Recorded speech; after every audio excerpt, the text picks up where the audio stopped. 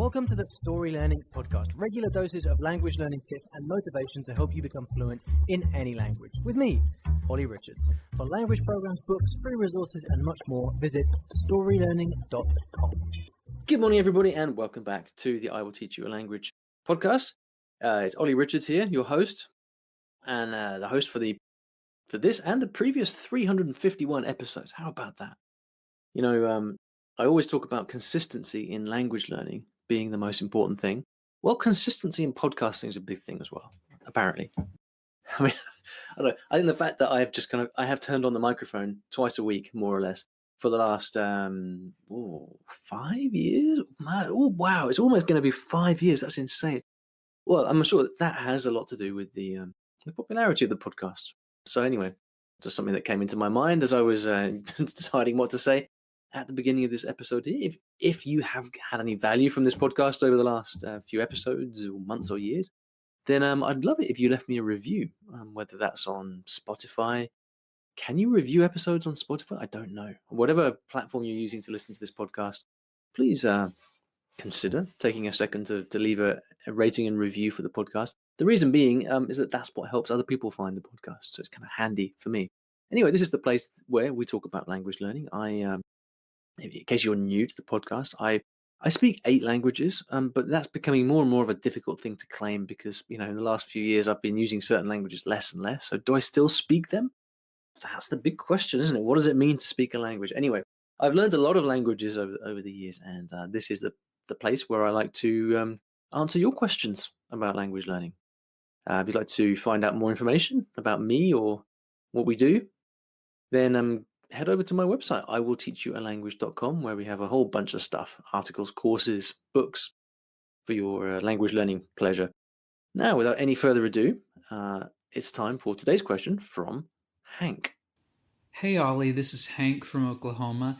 I had a question in relation to your recent post about not learning 2 languages at the same time. I recently wanted to possibly look at learning Latin or ancient Greek in addition to German, but I read your post and I was curious if your advice not to take more than 1 language at a time applies to those languages that are no longer spoken and are mostly just used for reading. Is there a difference between, say, learning German and another living language, and that's unadvised, versus learning German in a dead language that's no longer spoken, really? Or is it applicable across the board, just not to learn any language, dead or living, alongside German? Because I was looking at dabbling into some Latin. I have a trip coming up, but I don't want to mess up my German. So if learning a language like Latin just through reading is not an option, I want to know. Thanks so much. Hey Hank, thank you very much for your question. I hope life is treating you well in Oklahoma. I've never been to Oklahoma. Well, I'd like to. Maybe I'll plan a trip sometime. I am due over in the US this year, but it's not confirmed yet. So we'll wait to see. And of course, the US is a big place. So even if I was in the US, the chances of me being anywhere near Oklahoma are pretty slim. But nevertheless, got to have a bucket list of places to go, right? So Hank's question is all about learning 2 languages at the same time. As long-term listeners to the podcast will know, this comes up a lot. I think most of you are probably familiar with my position on this, but it doesn't stop many people resisting the advice, I think. And I really like hearing all these different whatabouts, which come back, get thrown back at me from my basic stance of don't learn 2 languages at the same time. But it's very useful because it's useful to kind of clarify this through different lenses. So let me just lay out my position first of all, which is that learning 2 languages at the same time is not to be encouraged if your aim is to learn the 2 languages in question at the most efficient rate possible. And this is key. This is a very important if here. So what I try to do with my advice here on the podcast is to explain what works from my perspective to learn a language as quickly as possible. Because what most people are asking themselves is, hey, I've been learning whatever language, Spanish, for a long time now. I'm not having success. What do I need to do in order to become fluent, right? That's the key question on people's minds. And so if the question is, for whatever language you're learning, how do you have success with that language as quickly as possible, with as little pain as possible, so that you could actually make it a part of your life and start to use this language to live, then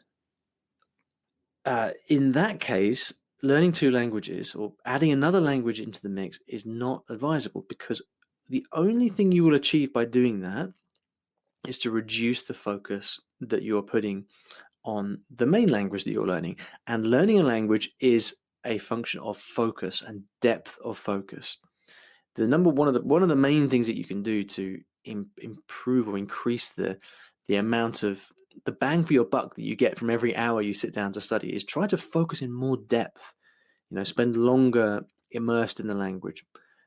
Just try to focus, bring more of your concentration to bear on the task of learning a language, right? And so really this is something that you do with one language. When you're learning one language by itself, you just want to make it really a part of your world as much as possible.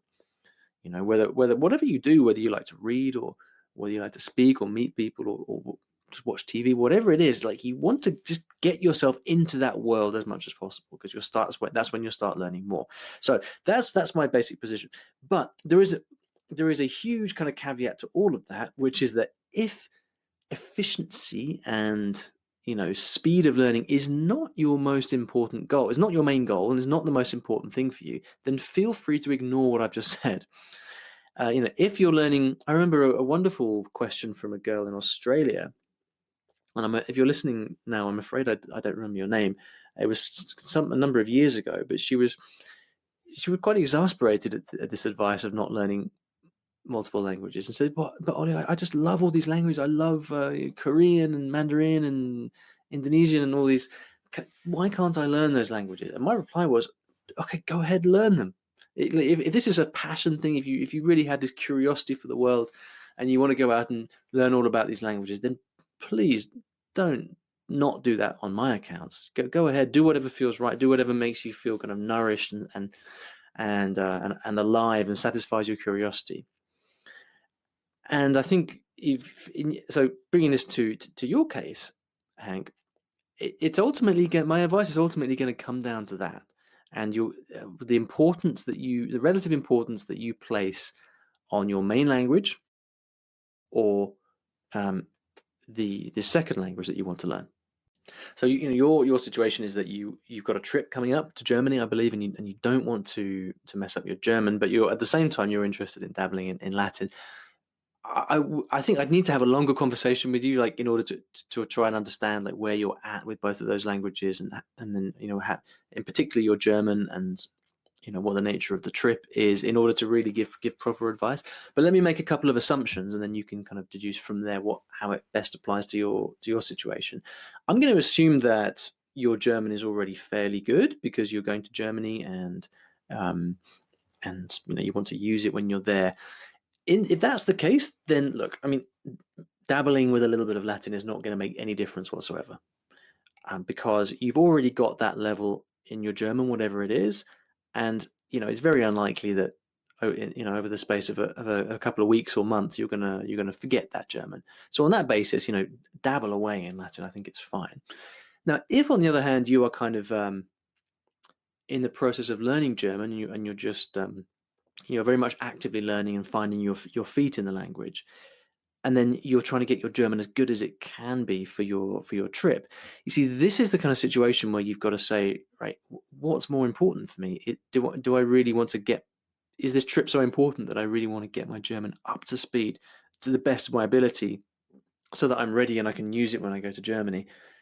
And if that's the case, then you just have to ask yourself, right, well, if I take time away from my German for Latin, what effect is that going to have? And the obvious effect is, well, you will learn less because you're spending less time on it. And then to what extent is the thinking about or the engaging with another language going to interfere with my German? And I don't know any dead language. I don't know Latin, but I think it's inevitable that it will interfere in some way in the short term, because ultimately, what is a language other than it's expressing meaning through different means, right? Expressing meaning through different ways.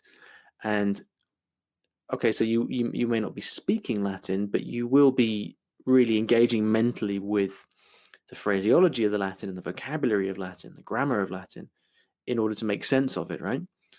And that works both ways. You'll be trying to understand the Latin that you read, but you'll also be trying to construct sentences, even if just in your mind, right?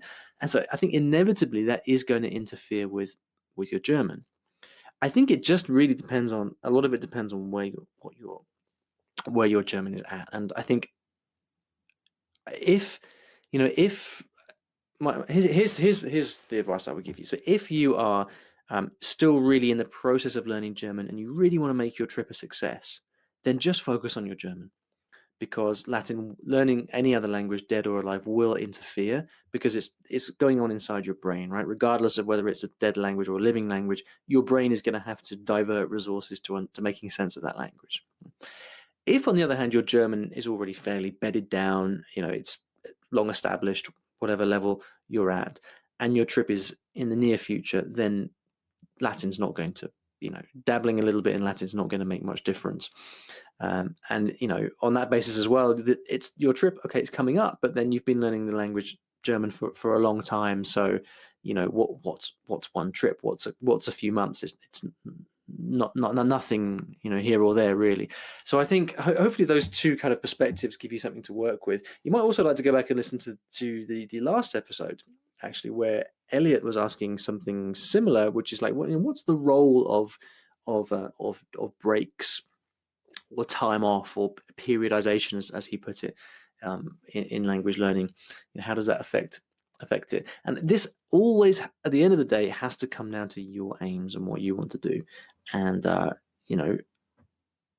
if ultimate efficiency is the aim, then no, stick with the German.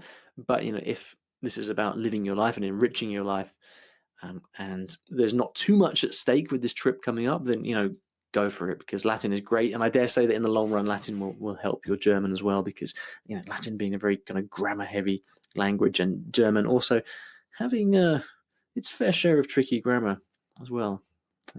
Something to consider. So I hope that's helpful, Hank. I think the headline point behind your question was, does this advice about not learning two languages stand for living or dead languages? And my reply is yes, kind of both. Applies equally to both, because your brain is going to have to do the same thing whether or not you're speaking it. So that's helpful. If you'd like to ask me a question like Hank did, please go to iwillteachyoualanguage.com/ask, ASK, and you can do that. And at the end of every episode, I like to leave you with a resource of some kind on the topic of the show. And we've just been talking about German, about grammar, Latin and German, obviously both being very well known for their grammatical nature or the grammatical struggles.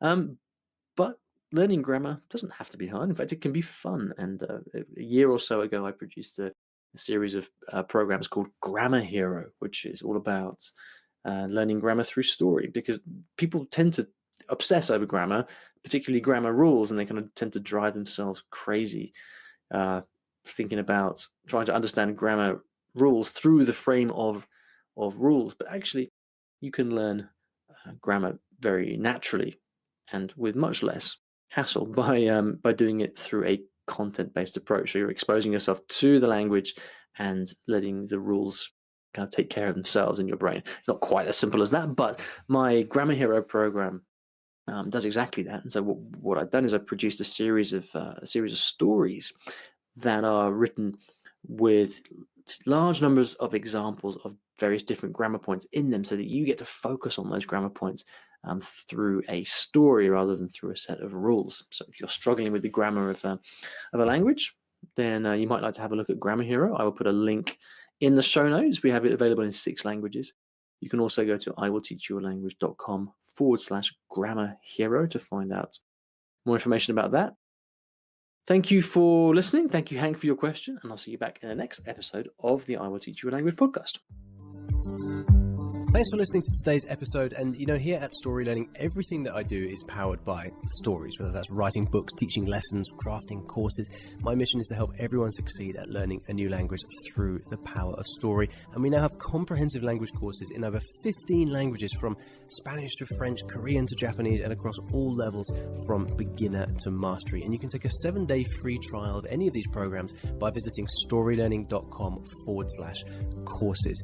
I've poured my heart and soul into creating these courses over the last 10 or so years, and we've helped tens of thousands of new students achieve their dreams of learning a new language, all through the power of story. So go ahead and take a free trial. There's no commitment. You can try out our method for free, see if this can also be the breakthrough for you that it's been for so many other people. storylearning.com/courses.